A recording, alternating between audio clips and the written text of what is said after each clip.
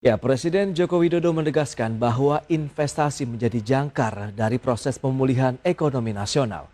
Bahkan, meski sentimen eksternal masih diselimuti pandemi COVID-19, pemerintah masih akan mengejar target investasi sebesar 1.200 triliun rupiah di tahun 2022 mendatang.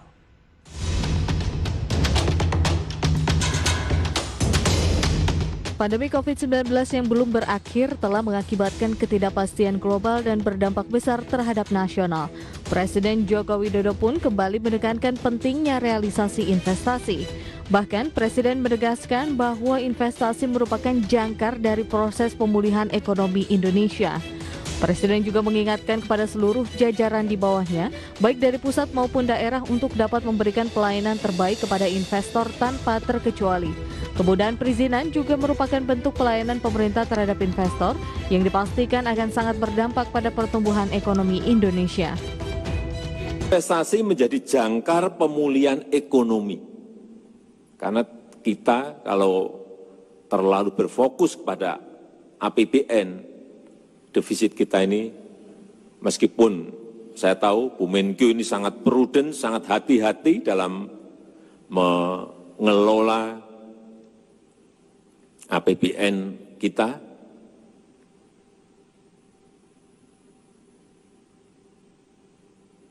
oleh sebab itu yang di luar APBN ini yang harus digerakkan. Kembali lagi, investasi.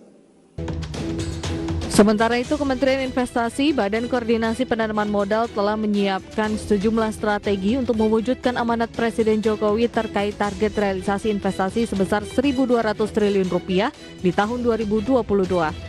Pertama, promosi yang meyakinkan investor bahwa Indonesia ramah terhadap investasi. Kedua, membantu layanan perizinan yang tertuang dalam Peraturan Pemerintah Nomor 5 Tahun 2021 tentang penyelenggaraan perizinan berusaha berbasis risiko melalui Online Single Submissions atau OSS. Dan untuk mencapai pertumbuhan ekonomi 5,4 hingga 6% di tahun 2022, maka dibutuhkan peningkatan realisasi investasi antara 22 hingga 33%. Jakarta, Tim Liputan IDX Channel. Baik pemirsa, untuk membahas tema menarik kita pagi ini, yakni kejar target investasi 1.200 triliun rupiah di tahun 2022 sudah tersambung melalui Zoom bersama dengan Bapak Indra Darmawan. Beliau adalah staf ahli bidang ekonomi makro Kementerian Investasi BKPM. Selamat pagi Pak Indra. Selamat pagi Mas Pras. Ya, salam sehat Pak. Yes, salam sehat juga, terima kasih atas waktu yang sudah disempatkan. Sebelum kita membahas lebih jauh ini mengenai upaya dari Kementerian Investasi mengejar target tahun depan 1.200 triliun, kita akan review dulu bagaimana dengan realisasi investasi di sepanjang tahun 2021, Pak Indra. Ya, terima kasih Mas Pras. 2020 itu tahun yang berat, 2021 itu tahun pemulihan, dan tahun depan itu adalah tahun adjustment, penyesuaian kita pada kehidupan new normal. Nah, kalau melihat tahun 2021, jadi setelah kita mengalami pertumbuhan ekonomi yang minus 2%, kita mulai bangkit lagi. Karena itu juga kita melihat kenaikan juga di realisasi investasi. Jadi 9 bulan pertama tahun ini itu sudah terrealisir sebesar 659, hampir 660 triliun. Okay. Dari total target 900 triliun. Sebenarnya targetnya adalah 858 di RPJM ya. Tapi Bapak Presiden memberikan arahan langsung saja 900. Gitu. Ini berpengaruh juga kepada tahun depan. Tahun depan sebenarnya targetnya di RPJM itu 968. Tapi dinaikkan lagi menjadi 1.200. Yeah. Nah, di tahun 2021 sudah tercapai 73%, Mas. Jadi sekitar 230 triliun lagi dalam 3 bulan terakhir di semester 4. Di triwulan 4 tahun ini harus sudah tercapai. Itu target kita yang sedang kita kejar setiap hari saat ini untuk merealisir lagi untuk mencapai 900 triliun itu. Yang menarik adalah di tahun 2021 ini dan juga sebenarnya di 2 tahun terakhir adalah balance-nya. Balance antara PMA, penanaman modal asing, dan PMDN, penanaman modal dalam negeri. Biasanya PMA ini selalu lebih besar 70%. Paling rendah 65%. Saat ini dalam 2 tahun terakhir ini sudah hampir berimbang, hampir 50-50. Yang kedua adalah balance antara Jawa dan luar Jawa juga hampir seimbang. Biasanya adalah Jawa selalu mendominasi juga dengan sekitar 70-65. Tapi saat ini dalam 2 tahun terakhir sudah agak balance. Itu yang menggembirakan juga. Penyerapan tenaga kerja atau job creation dalam 9 bulan pertama tahun ini akibat realisasi investasi itu sekitar 900.000 tenaga kerja sudah tercipta. Nah, ini sangat menggembirakan karena di tiap-tiap tahun rata-rata itu 1,1 sampai 1,2 juta tenaga kerja terserap di realisasi ini. Yang belum kita biasa sampaikan kepada masyarakat adalah ini baru-baru saja kita mulai mencoba mendalami angka segitu tuh dampaknya seperti apa. Itu sebenarnya juga penting juga dan ini cukup jarang diketahui oleh masyarakat dan juga mungkin dalam triwulan-triwulan ke depan kita akan menambah pengumuman atau rilis tentang realisasi investasi dengan dampaknya apa. Nah, kita sudah mulai coba, Mas, yang dibantu oleh tim dari Fakultas Ekonomi Universitas Indonesia. Itu juga sudah menghitung kira-kira dari dampak itu apa dampaknya terhadap perekonomian. Nah, kita ambil contoh kemarin di kuartal ketiga saja, 216 triliun satu kuartal. Triwulan 3, 216 itu ternyata itu menghasilkan juga dampak-dampak lanjutan sekitar 150 triliun. Sehingga 216 ditambah sekitar 150-an yang diciptakan dari kegiatan investasi itu sekitar 350.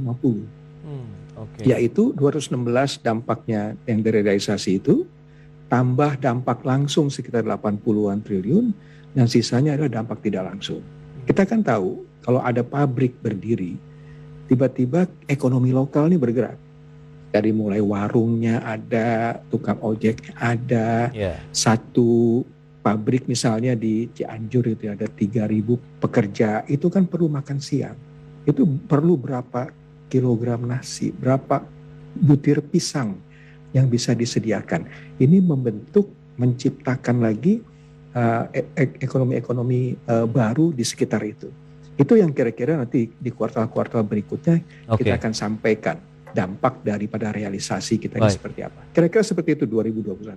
Ya, untuk 2021, 2020 memang tantangannya pada saat pandemi, tapi masih terus dikejar ya untuk target investasi 900 triliun di tahun ini, di mana tadi sudah mencapai 659 triliun dalam 9 bulan terakhir atau sekitar 73%. Dan Presiden tadi sudah menyampaikan juga ada 1.200 triliun nih yang ditargetkan untuk tahun 2022 mendatang. Apakah cukup realistis? Kita akan bahas di segmen berikutnya, Pak Indra. Kita akan jeda sebentar. Ya, pemirsa, Kementerian Investasi atau BKP meyakini bahwa investasi dari Uni Emirat Arab sebesar 44,6 miliar dolar Amerika atau setara sekitar 633 triliun rupiah akan terrealisasi pada tahun 2022 hingga 2023. Nantinya investasi ini akan digunakan untuk infrastruktur, kesehatan hingga pengembangan energi baru terbarukan.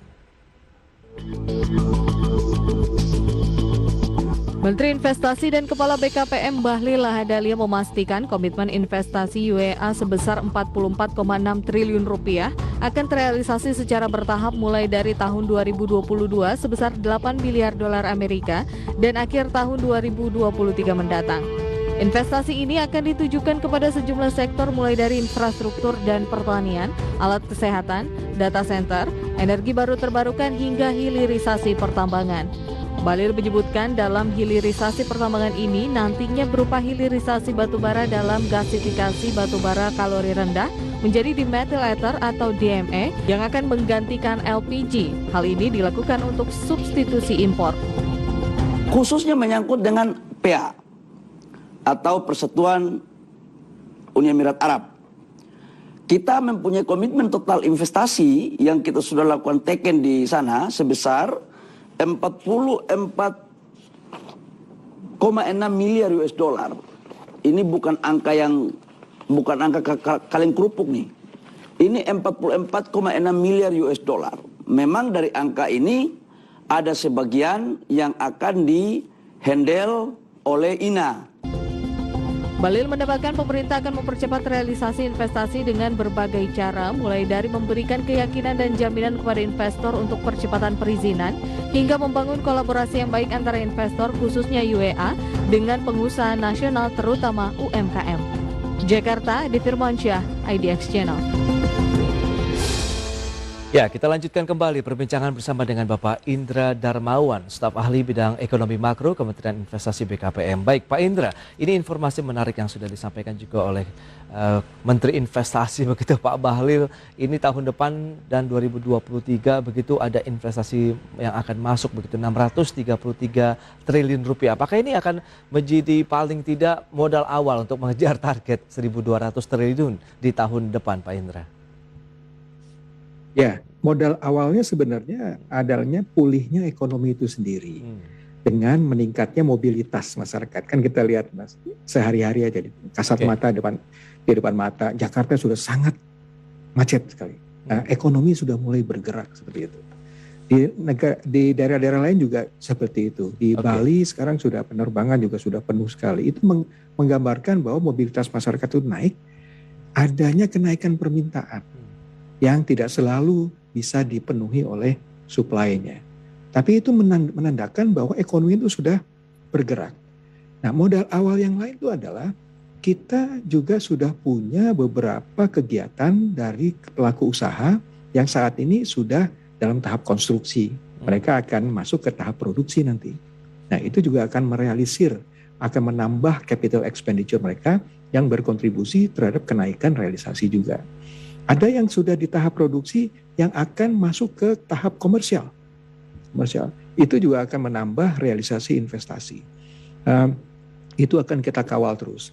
Ada juga modal-modal lainnya adalah yang menerima insentif pajak, tax allowance maupun yang menerima tax holiday.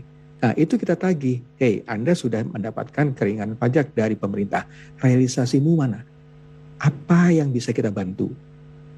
Dan untuk membantu itu kita sudah punya Satgas Penyelesaian Investasi yang diketuai oleh Menteri Investasi dan Wakil Ketua adalah Wakapolri dan Wakil Jaksa Agung.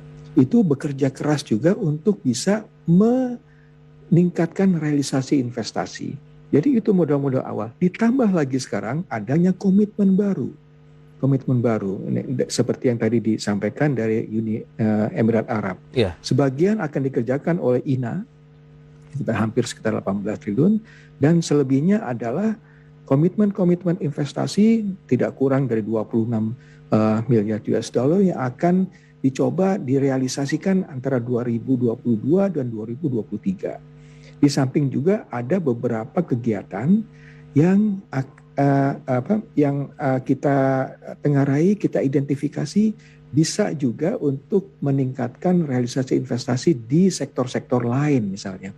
Akibat dari kemarin adanya pertemuan perubahan iklim di Glasgow itu memberikan inspirasi besar untuk berusaha berkiprah di bidang energi hijau. Itu juga sektor-sektor yang bisa mulai merealisasikan investasinya di tahun depan.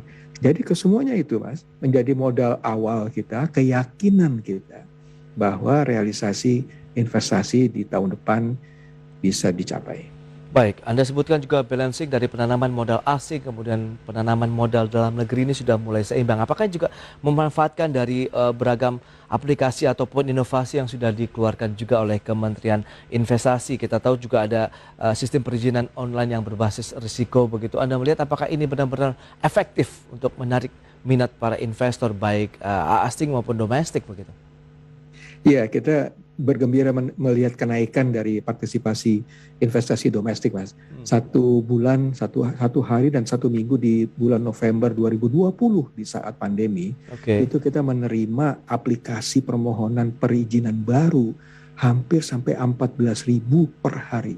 14.000. Dan itu kebanyakan dari UMKM yang mulai menggeliat gitu, untuk melakukan kegiatan usahanya. Nah, saat ini hari-hari ini jumlah izin yang kita tangani sekitar 6.000 sampai 7.000, bahkan di hari-hari yang sibuk bisa sampai 11 sampai 14.000 per hari. Dan itu semua diproses melalui OSS. Ya. Kalau diproses melalui manual nggak akan bisa kita sebanyak itu. Karena itu secara elektronik itu sangat membantu sehingga bisa menyelesaikan perizinan itu, proses perizinan itu dengan cepat. Jadi yes, OSS memberikan kontribusi yang besar terhadap peningkatan PMDN terutama tadi. Terima kasih. Oke, target 1.200 triliun menurut Anda cukup realistis dikejar di tahun 2022 mendatang di tengah juga upaya-upaya dari pemulihan ekonomi Indonesia yang on the track bisa dikatakan? Iya, jelas. Tahun ini setelah kita meluncur tinggi sekali 7,07% pertumbuhan ekonomi, lalu kita masih turun ke 3,5 di kuartal 3 ini. Padahal kita praktisnya kerjanya cuma 1 bulan, Mas. Jadi Juli, Agustus itu PPKM level 4. Kasus harian COVID-nya itu 50.000. Hampir kita tidak bisa melakukan apa-apa di 2 bulan yang parah itu. Dan di 1 bulan terakhir, September di kuartal ketiga, barulah itu mulai lagi menggeliat lagi. Alhamdulillah kita masih mencatat 3,5% pertumbuhan. Di kuartal keempat diperkirakan bisa lebih naik lagi. Jadi beberapa pengamat melihat bahwa pola pemulihan di tahun 2021 ini bagaikan kayak huruf W. Gitu. Jadi naik terus turun lagi, nanti akan naik lagi. Total sekitar Bank Indonesia mungkin juga dan Kementerian Keuangan memprediksikan sekitar 3,2 sampai level 4 pertumbuhan untuk the whole 2021. Tahun depan lebih cerah lagi proyeksinya, berkisar antara 4,5 sampai level 5%.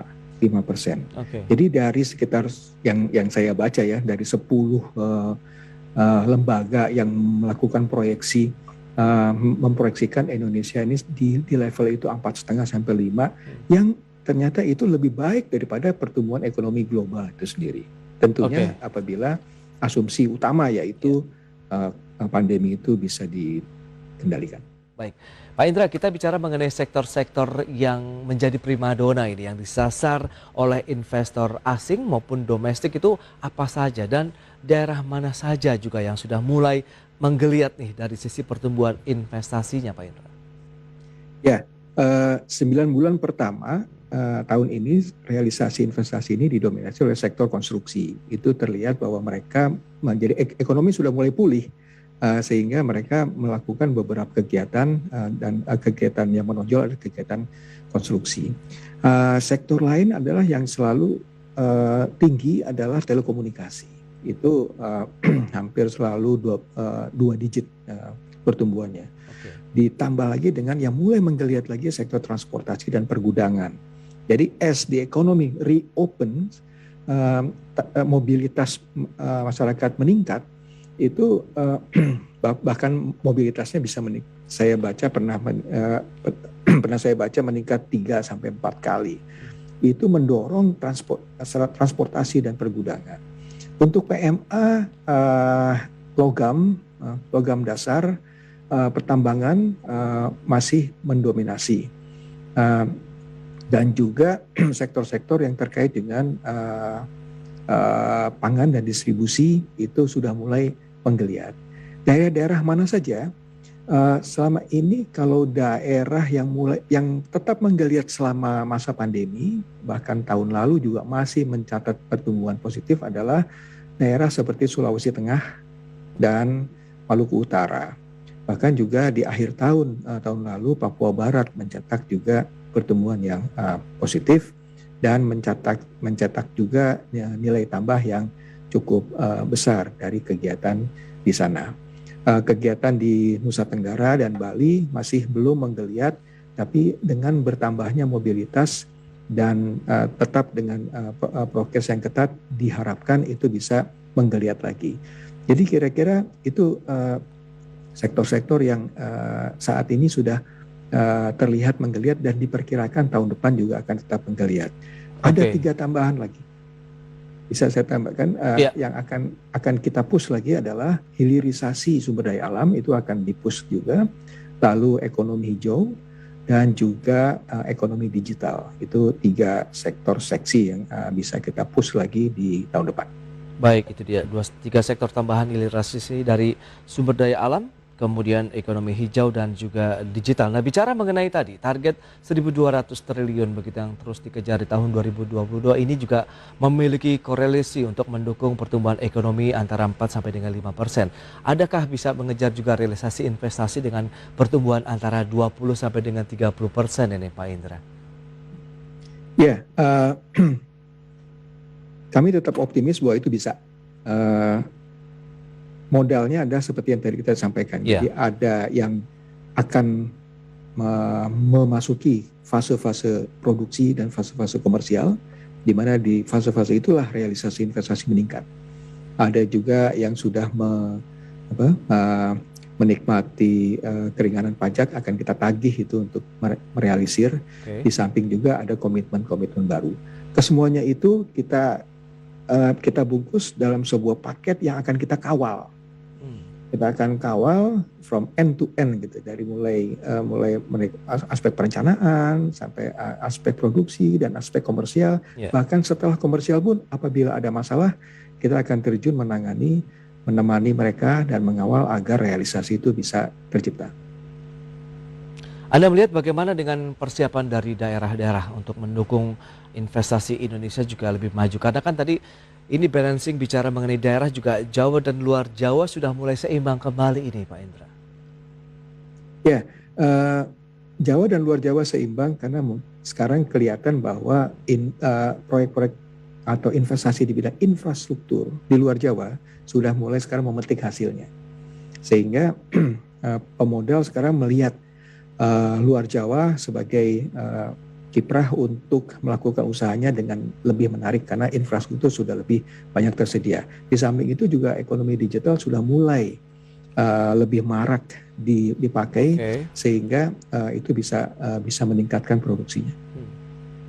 Baik, Pak Indra, lantas optimisme Anda nih, bagaimana untuk menatap tahun 2022 dalam upaya mengejar target yang sudah dicanangkan oleh Presiden Joko Widodo 1.200 triliun Pak untuk investasi di tanah air?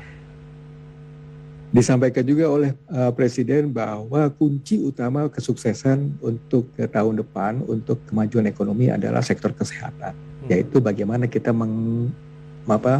mengelola pandemi ini dengan baik, meningkatkan atau memelihara prokes kita dengan ketat sehingga ini bisa terkendali. Nah, setelah itu juga tetap harus ditingkatkan daya tarik ekonomi dan daya saing ekonomi dari Indonesia ini melalui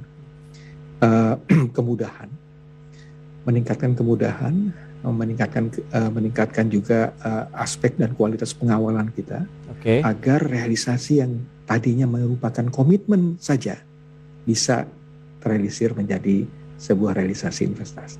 Oke, itu dia harapan dan semoga bisa terwujud di tahun 2022 mendatang ini. Pak Indra, terima kasih banyak atas waktu yang disempatkan, insight menarik mengenai upaya-upaya dari pemerintah sendiri dalam mewujudkan realisasi investasi 1.200 triliun rupiah di tahun 2022 mendatang. Selamat melanjutkan aktivitas Anda kembali Pak Indra dan stay healthy Bapak. Terima kasih. Ya.